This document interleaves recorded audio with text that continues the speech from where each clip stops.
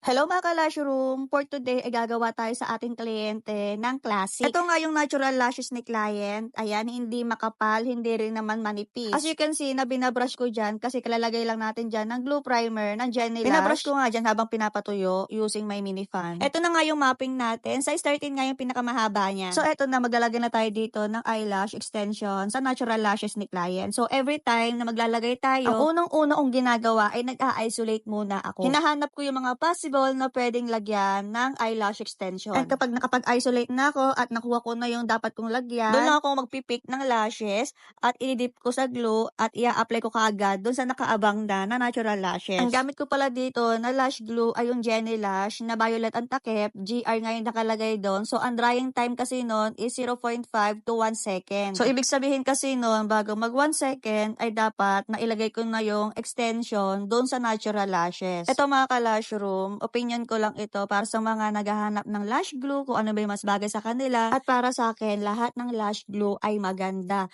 Kasi ang lash glue ay didikit at didikit yan. So hahanap lang tayo ng lash glue kung ano yung babagay sa atin. May mga lash glue kasi na pang beginners, may mga lash glue na pang professional, yun yung mga mabibilis na maglagay. Kaya pagdating sa pagtitraining ko sa mga students, inaalam ko kung zero knowledge sila, kung sila ay nakakapag-lashes na, inaalam ko kung paano sila maglagay, kung mabilis na ba sila maglagay. Kasi meron tayo dito mga lash glue na iba't iba ang brand. So, pinapagamit ko yung mga pang beginners sa mga student ko na beginners pa lang. And sa mga students ko na matatagal na sila nagla-lashes, na kailangan lang talaga ng training, ng certificate. So, ang pinapagamit ko sa kanila, yung ginagamit natin na Jenny Lash. At ito na nga yung outcome ng gawa natin para sa classic. So, kung gaano kakapal yung natural lashes natin, kapag classic lang ipapagawa natin, ganun lang din kakapal yung magiging outcome nito. For more videos and tips, follow na sa ating Facebook page. So, yun lang. Thank you for watching. Bye!